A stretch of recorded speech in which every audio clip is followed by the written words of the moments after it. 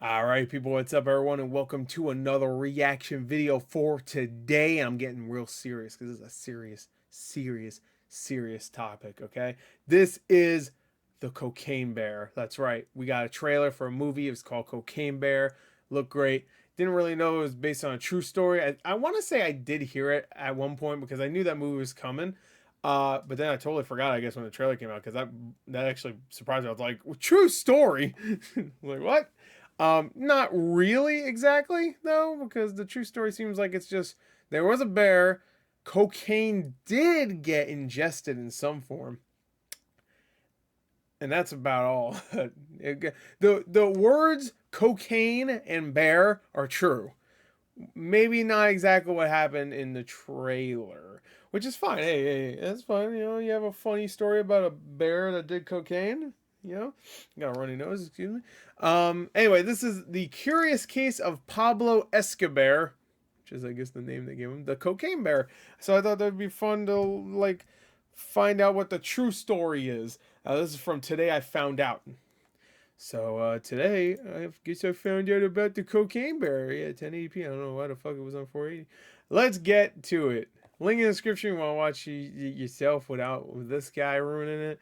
Let's go. 3, 2, 1, play. Hello, I'm Simon Whistler. You're watching What's up, Simon? Whistler. And in today's video, we're looking at the curious case of Pablo I can't Escobar, read. Also known it's white on white. I can't bear. read.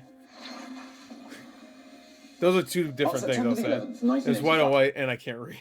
Those are two separate things. An elderly Kentucky man named Fred Myers went to find a dead man lying on his driveway. Oh. If this was not odd enough, the deceased individual... Oh no, the date.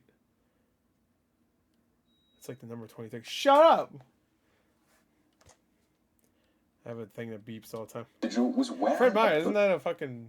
Is that a story? Bulletproof vest. And if that wasn't unusual enough, he was also wearing Gucci loafers, night vision goggles, a large satchel, and a parachute. When the police arrived and investigated further, they found... Oh, wait, when did DB Cooper happen? I think it was way before this. Shit. But he also had on his person 2 handguns, a couple of knives, $4,500 in cash, as well as some ropes and some food. So oh shit, it was Agent 47. You might now be wondering, well, what was in the satchel? And it's not going to disappoint, because that was $15 million of cocaine. The police then surmised that the man had leapt from a plane and died due to his parachute failing. Indeed, it was also later noted by friends of the man in question that he had a propensity to push the envelope on how late he could open his parachute, so it's also possible that in the darkness he simply... his friends came out and talked like, yeah, man, we used to rob shit all the time. Oh, shit. Now I'm in jail. Maybe they're in jail. Too long to deploy it. Well, this man, he was later identified as Andrew C. Thornton II. He was a child of wealth turned paratrooper in the 101st Airborne Division. He later became a narcotics officer and later again a lawyer, but once again he decided to change careers and this time went with something completely different. He decided to become a drug lord. Indeed, he became one of the heads of a drug smuggling ring in Kentucky, simply known as The Company. But today, we're not going to be talking... They better cover that in the movie. Talking about Thornton's exceptionally colourful life. Indeed, the subject of today's video is an unlikely victim of Thornton's last adventure. Mr. EskoBear. Bear, now known colloquially as Pablo Escobar, or simply the Cocaine Bear. EskoBear. Well, about 3 months after Thornton's unfortunate demise, Cocaine Bear was discovered dead in the Chattahoochee National Forest in Georgia. This is the same forest where Thornton's plane, a Cessna 404, which had put the autopilot on and leapt out of, had crashed. The 175-pound black bear was found surrounded by 40 empty I feel like it's a small bear then, right? packages that had been torn open. It's a really small bear. Right? That has to be a small-ass bear. Dude, that's like the size of some fucking TikTokers. What the fuck? All of which contained traces of cocaine. Putting 2 and 2 together, investigators reasoned that the packages had likely originally been full of cocaine before the bear got to them. They further surmised that Thornton must have decided to drop the packages from the plane owing to already being heavily loaded down with near 80 pounds of cocaine that he'd be carrying when he jumped. Presumably, he intended to go and retrieve those packages once he was safely on the ground. However, even if he had survived the jump, he would have found that the bear in question had eaten the contents of all 40 containers. Right. To confirm this is actually what happened to the bear, its body was Right, packed okay, up that's what I was into gonna the ask. Georgia Bureau of Investigation, where it was cut open and its stomach was examined. The medical examiner who performed the procedure would later note of his findings, its stomach was literally packed to the brim with cocaine. There isn't a Hell yeah, on man. the planet that could survive that. I bet that bear looked at that and was like, he knew it was. He was like, fuck it. I hate this goddamn life I live. I'm dying with fucking goddamn dignity. I'm gonna be I'm more cocaine than man or Cerebral bear. hemorrhaging, respiratory failure, hypothermia, renal failure, heart failure, stroke, you name it, that bear had it. News of the bear's unusual fate how did this bear get by AIDS? papers across the country. What the It quickly fuck? became enshrined as part of the legend surrounding Thornton that had come up in Kentucky. Indeed, this tale today is known there as the Bluegrass Conspiracy. Cocaine Bear himself was playfully nicknamed Pablo EskoBear after notorious drug lord Pablo Escobar, who at his cartel's peak is estimated to have supplied upwards of 80% of the cocaine into the United States. If you somehow Cocaine. haven't seen Narcos on Netflix, well, that's a business of about That's actually a $26 series about Pablo EskoBear. billion a year, Not which bear. is about $48 billion. Oh my god, imagine it all leads up to...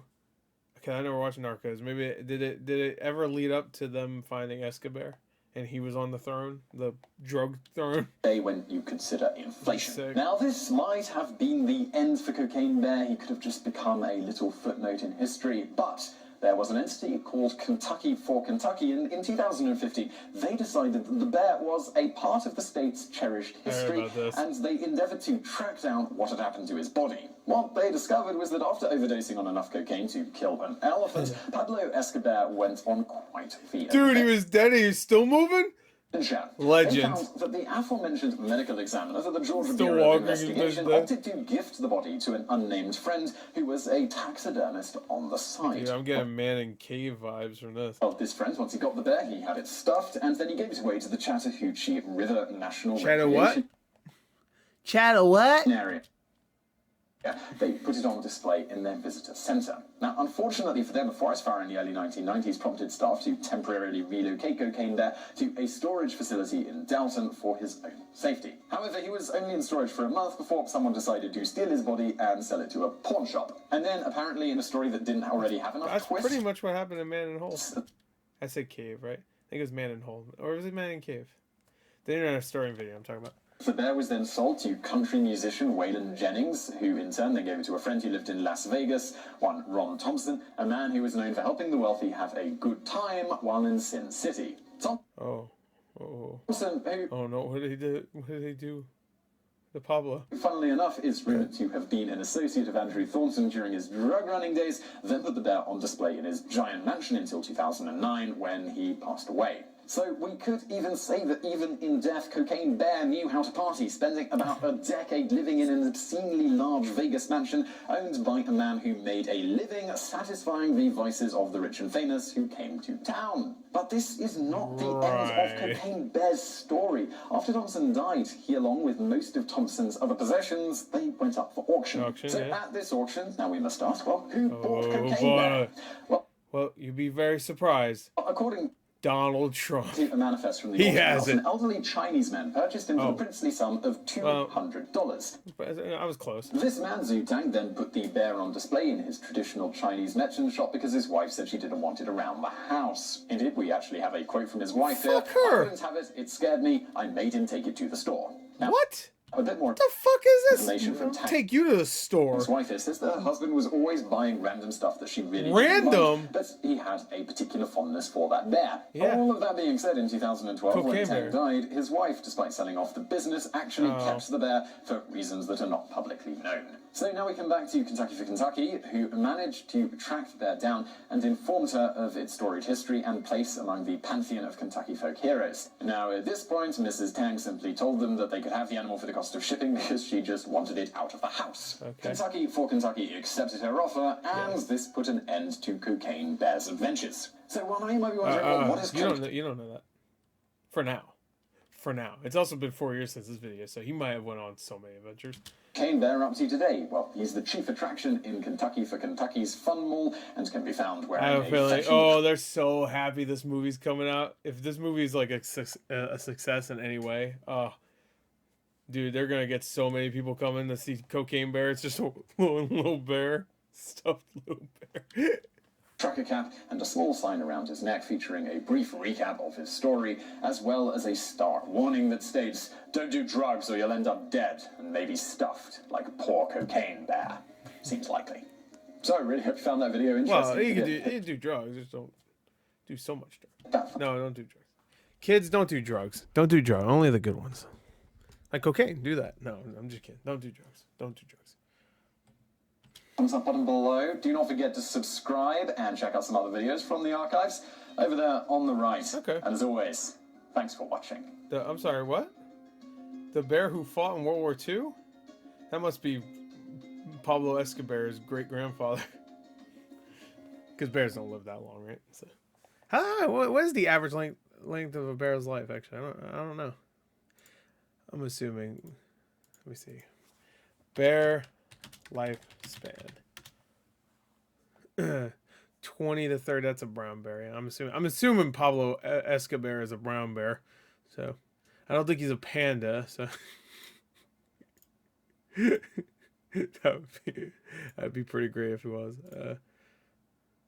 I mean, I don't know why he'd be dead still, but I don't know why a panda would be in Kentucky. But whatever the fuck he. Anyway, that was pretty good. Well, I like it. I like the little recap, and now I'm informed. So, wait, he didn't bring up how quick he died, right? Then, well, maybe it did. I don't remember. Like, he died almost instantly. Like, a few minutes later, he died. Anyway, that's it. Bye!